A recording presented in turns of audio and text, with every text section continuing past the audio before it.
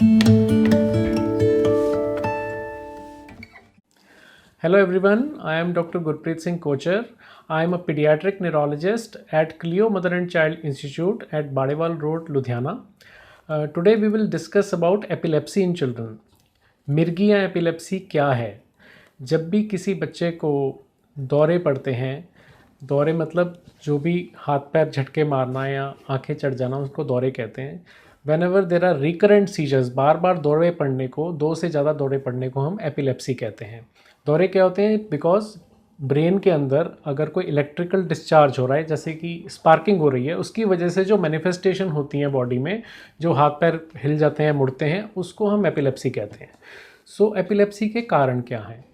बच्चों में एपिलेप्सी के ज़्यादातर जो कारण हैं वो स्ट्रक्चरल होते हैं. मतलब अगर बच्चा जन्म के समय रोया नहीं है, अगर उसके ऑक्सीजन की कमी हुई है या शुगर की कमी हुई है, या और कोई बच्चे के ब्रेन में इन्फेक्शन हुआ है, उसके कारण जो ब्रेन डैमेज है, उसके कारण जो दौरे पड़ते हैं, उसको हम स्ट्रक्चरल एपिलेप्सी कहते हैं. उसमें ब्रेन में एमआरआई में प्रॉब्लम रहती है और उसके वजह से बच्चे को डिफरेंट तरह के दौरे पड़ सकते हैं. जो दूसरा कॉमन कॉज है वो है इन्फेक्शंस, जैसे कि ब्रेन में कीड़ा हो जाना, गोभी का कीड़ा जिसको बोलते हैं, वो न्यूरोसिस्टिक सर्कोसिस, या और मेनिंजाइटिस का इन्फेक्शन, या बहुत तरह के इन्फेक्शंस है जिसके कारण ब्रेन में दौरे पड़ सकते हैं. Third is genetic cause. जो जमांद्रू एपिलेप्सी होती हैं, जमांद्रू का मतलब ये नहीं है कि वो जन्म से ही स्टार्ट होनी बहुत ज़रूरी है. हर मिर्गी की एक उम्र होती है शुरू होने की. कोई मिर्गी न्यूबॉर्न पीरियड में भी शुरू हो सकती है, कोई 2 साल पे भी शुरू हो सकती है, कोई 7 साल पे भी शुरू हो सकती है. तो वो भी जेनेटिक एपिलेप्सी हो सकती है. और भी बहुत से रीजंस हैं, जैसे immune disorders which lead to epilepsy. So epilepsy को हम कैसे पहचानें? एपिलेप्सी है क्या? कब हमें पीडियाट्रिक न्यूरोलॉजिस्ट के पास जाना है? सो एक जनरल धारणा यही है कि एपिलेप्सी सिर्फ उसको कहा जाता है जो जिसमें मुंह में झाग निकलने लगते हैं और मरीज़ ज़ोर ज़ोर से झटके मारने लगता है और गिर जाता है. एपिलेप्सी वो भी एक तरह की मिर्गी है, पर सिर्फ वही एपिलेप्सी नहीं है. बच्चों में बहुत तरह की एपिलेप्सीज होती हैं. One of the most common epilepsies is focal epilepsy, जिसमें बच्चे की सिर्फ गर्दन घूम सकती है, वो एक तरफ देखेगा और रिस्पॉन्ड नहीं करेगा. सो ये भी एक तरह की मिर्गी है. सिर्फ स्टेयरिंग लुक, सिर्फ एक तरफ देखते रहना 1-2 सेकंड के लिए, उसके बाद नॉर्मल हो जाना, वो एब्सेंस एपिलेप्सी कहते हैं. एक साइड के झटके लगना, फेस की ट्विचिंग होना, आइज़ की ट्विचिंग होना, ये भी मिर्गी के लक्षण हो सकते हैं. एक और तरह की मिर्गी जो बच्चों में काफ़ी देखी जाती है वो है इन्फेंटाइल स्पाज्म. उसमें बच्चे को सो के जब वो उठता है तो लगातार झटके पड़ते हैं, जिस झटके में बच्चे का सिर और हाथ दोनों ऐसे फ्लेक्स करते हैं. तो इसको पहचानना बहुत ज़रूरी है, बिकॉज इसको सोचा जाता है कि बच्चे के पेट में दर्द है और उसको पेट दर्द की दवाइयाँ चलती रहती हैं. बिकॉज अगर हम इसको लेट पहचानेंगे इस एपिलेप्सी को, तो इसका इलाज प्रॉपर नहीं होगा. सो इस तरह से एपिलेप्सी को जल्दी पहचानना ज़रूरी है. ये उसके कॉजेज़ थे. दूसरा, जो एपिलेप्सी के रिस्क फैक्टर क्या हैं? एपिलेप्सी किस किस में जिनको मिर्गी की प्रोपेंसिटी होती है या उनको मिर्गी हो सकती है, उनमें बुखार के कारण मिर्गी के दौरे बढ़ सकते हैं, नींद कम होने के कारण मिर्गी के दौरे बढ़ सकते हैं, अगर प्रॉपर खाना नहीं खाएंगे, भूखे रहेंगे, उससे भी बढ़ सकते हैं. सो ये कुछ ट्रिगर्स हैं, या फ्लैशिंग लाइट्स के कारण भी दौरे बढ़ सकते हैं. So these are few of the triggers of epilepsy which you should all know. Third, अब मिर्गी को हम पहचाने कैसे? इसके लिए क्या टेस्ट करने हैं कि एपिलेप्सी का हमें पता चले? सबसे ज़्यादा ज़रूरी जो हम मांगते हैं पेशेंट से वो है हिस्ट्री. हिस्ट्री मतलब किस तरह का दौरे से पहले बच्चा क्या कर रहा था, दौरे के समय शुरुआत कैसे हुई थी, पूरे दौरा कितनी देर का था और वो उसमें क्या करता रहा, और उसके बाद का पीरियड कैसा था. आपको ये सब नोट करना ज़रूरी है.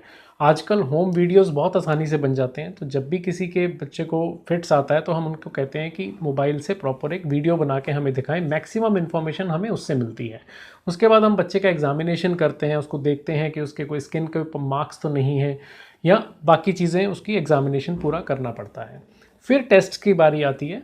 टेस्ट्स में जो मोस्ट कॉमनली एमआरआई ब्रेन या सीटी स्कैन या ईईजी का टेस्ट है, या फिर कुछ सिंपल टेस्ट जैसे कैल्शियम की कमी है उससे भी दौरा हो जाता है, तो कैल्शियम का टेस्ट, शुगर का टेस्ट, इन टेस्ट से हमें एपिलेप्सी के रीज़न का पता चलता है.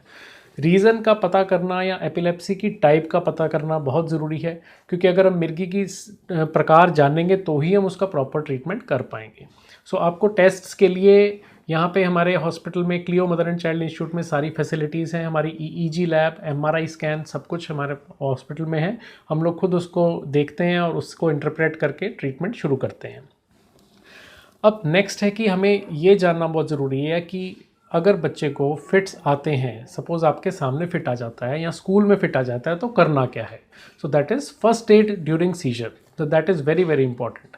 कुछ सिंपल चीज़ें ध्यान में रखनी है कि जैसे ही बच्चे को फिट आना शुरू होता है या फिट पड़ जाता है, तो बच्चे के आसपास कोई भी डेंजरस या शार्प ऑब्जेक्ट्स हटा दें, जैसे टेबल चेयर कोई उसके पास है या कोई चीज़ पड़ी जिससे उसको चोट लग सकती है, तो उसको हटा के ज़मीन पे या बेड पे कहीं भी उसको एक फ्लैट सरफेस पे लिटा दें। उसके सिर के नीचे एक कपड़ा डाल दो ताकि उसको चोट ना लगे, और उस समय टाइम नोट कर लो। अगर वो फिट्स नहीं रुकता है अगले 1 से 2 मिनट तक, तो आपको एम्बुलेंस को कॉल करना चाहिए और बच्चे को एक तरफ करवट करके लिटा देना चाहिए। जिन बच्चों को बार बार फिट्स आते हैं उनको हम एक स्प्रे देते हैं नाक में डालने वाला। वो स्प्रे अगर बच्चे के स्कूल में भी टीचर को दिया जा सकता है, ताकि इसको अगर फिट आते हैं तो नोज़ में स्प्रे कर दें ताकि उसका फिट जल्दी रुक जाएगा। सबसे ज़रूरी है बच्चे को पकड़ना नहीं है उसके हाथ पैर, उसको कुछ मुंह में नहीं डालना है, उसको दंदल खोलना या दांत में कुछ चम्मच या उंगली डालने की कोशिश नहीं करनी है। इससे उसके दांतों को भी चोट लगेगी और आपकी उंगली को भी चोट लगेगी। तो कुछ भी मुंह में नहीं डालना है जब तक बच्चा होश में नहीं आता। नॉर्मली ज़्यादातर फिट्स 5 मिनट के अंदर अंदर रुक जाते हैं अपने आप। अगर वो नहीं रुकते हैं तो हमें हॉस्पिटल लेके जाना पड़ता है, तो इसीलिए 2 से 3 मिनट बाद एम्बुलेंस को कॉल करें। सो ये था फर्स्ट एड अबाउट सीजर। अब इसका ट्रीटमेंट कैसे होता है। सीजर्स या एपिलेप्सी का ट्रीटमेंट मिर्गी की दवाइयों से होता है। बहुत सारी किस्म की दवाइयाँ हैं जो हम देते हैं। उसमें कुछ चीज़ें पेरेंट्स को ध्यान रखनी चाहिए। बच्चों में क्योंकि सिरप ज़्यादा यूज़ होते हैं, तो बहुत सारे पेरेंट्स गलती करते हैं कि वो सिरप देना कैसे है। अगर तो ढक्कन है, ढक्कन के ऊपर प्रॉपर निशान होता है, तो उतने ml नाप के देना चाहिए। पर बहुत बार ढक्कन पे भी 2 ml या 3 ml का निशान नहीं रहता है, तो आपको सिरिंज से एक 5 ml की सिरिंज लेके उससे मेजर करके एग्जैक्ट अमाउंट देना होता है। अगर आप चम्मच से नापेंगे तो हर बार आप ज़्यादा या कम डोज देंगे, तो ये बहुत ज़रूरी है। सपोज़ आप सुबह शाम दवाई देते हैं, बहुत से पेरेंट्स का ये सवाल होता है कि क्या एग्जैक्ट टाइम पे दवाई देनी ज़रूरी है। अगर सुबह 8 बजे है तो शाम को भी 8 बजे, ऐसा नहीं है। 1-2 घंटे अगर दवाई इधर उधर भी हो गई तो कुछ फ़र्क नहीं पड़ता है। तो आप लेकिन 2 टाइम दवाई देनी बहुत ज़रूरी है। What if you miss the dose, suppose बच्चे ने डोज मिस कर दी, अभी आप स्कूल के जाने से पहले देना था, वो भूल गए हैं, तो जैसे ही बच्चा स्कूल से आता है उसको एक डोज दे दें। बस एक ही बात का ध्यान रखना है कि अगर पूरे दिन में डोज मिस हो चुकी है तो शाम की 2 डोज इकट्ठी मत दें। ट्वाइस द डोज नहीं करें, उससे बच्चे को साइड इफेक्ट्स होने के चांसेस होते हैं। अगर डोज मिस हो गई तो कोई बात नहीं, आप दूसरी दवाई दे दें। थर्ड थिंग इज़ कि आपको दवाई के साइड इफ़ेक्ट्स के बारे में ज़रूर थोड़ी जानकारी होनी चाहिए। जो भी आपको दवाई दी जाती है, जो पहले की दवाइयाँ थी उनके साइड इफ़ेक्ट ज़्यादा होते थे, जो आजकल नई दवाइयाँ आ रही हैं उनके साइड इफ़ेक्ट्स कम हैं। थोड़ा बहुत नींद आना, थोड़ा बहुत शुरू में डिजीनेस होना, पेट अपसेट होना, ये कॉमन साइड इफ़ेक्ट्स हैं, ये अपने आप चले जाएंगे। जो सीरियस साइड इफ़ेक्ट्स हैं वो हर दवाई के अलग हैं। जैसे कुछ दवाइयों से स्किन रैशेस बहुत कॉमन है, तो अगर किसी भी बच्चे को मिर्गी की दवाई से रैशेस हो जाते हैं तो आपको इमीडिएटली दवाई बंद करके अपने नियरेस्ट पीडियाट्रिशियन या पीडियाट्रिक न्यूरोलॉजिस्ट से कंसल्ट करना चाहिए और उनको दिखाना चाहिए। सो ये आपके लिए जानना बहुत ज़रूरी है। देन इज़ लास्ट थिंग जो which I want to discuss is lifestyle changes, कि आपके बच्चे को किन चीज़ों का ध्यान रखना है। जैसे मैंने बताया कि कुछ ट्रिगर्स हैं, कुछ ट्रिगर्स आपके बच्चे को अवॉइड करने हैं, जैसे कि फ्लैशिंग लाइट्स। अगर किसी बच्चे को जनरलाइज्ड एपिलेप्सी है तो फ्लिकरिंग लाइट्स अवॉइड करनी है। अगर वो पार्टी में जाता है या डीजे होता है तो आप गॉगल्स लगा सकते हैं, धूप में गॉगल्स लगा सकते हैं। दूसरा, नींद प्रॉपर लेनी है, रेगुलर लेनी है। तीसरा, मील्स अपने टाइम पे लेने हैं, खाना समय पे खाना है। सो ये 2-3 चीज़ें आपको आपके बच्चे को ज़रूर करनी पड़ेंगी अगर उसको एपिलेप्सी है तो। कौन से गेम्स वो खेल सकता है, वो मोस्टली हर तरह की स्पोर्ट्स या गेम खेल सकता है। कुछ स्पोर्ट्स जो कि डेंजरस हैं उनको अवॉइड करना है, जैसे कि रॉक क्लाइंबिंग, स्विमिंग हम तब अलाउ करते हैं जब उसके पास 1:1 सुपरविजन है, एक कोच सिर्फ उसी को देख रहा है, तो स्विमिंग अलाउड है। अदरवाइज स्विमिंग भी हम मना करते हैं। साइकिलिंग और बाकी जो स्पोर्ट्स हैं उसमें हेलमेट या प्रॉपर प्रिकॉशंस के साथ आप खेल सकते हैं, सब कुछ कर सकते हैं। पढ़ाई करने में कोई रिस्ट्रिक्शन नहीं है, जितना बच्चा पढ़ना चाहे नींद पूरी करके बस अपना जितना नॉर्मल बच्चा स्कूल में जाए सब कुछ कर सकता है। सो ये कुछ जनरल प्रिकॉशंस हैं या जनरल एडवाइस हैं जो मैं आप लोगों को देना चाहता था।